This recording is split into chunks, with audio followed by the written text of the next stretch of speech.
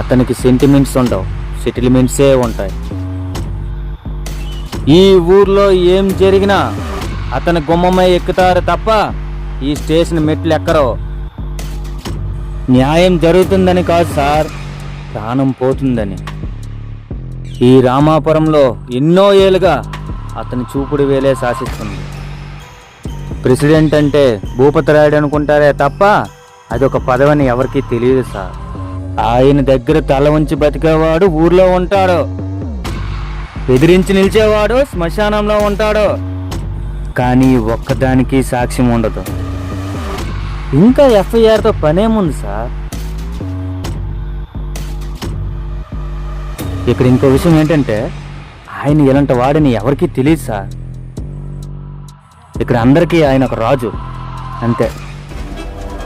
ఒక్క మాటలో చెప్పాలంటే పోటీ లేని పోటుగాడు. అయితే అతని మీదకి పోటీ చేసేవాడే లేడంటావు. ఒక్కడు ఉన్నా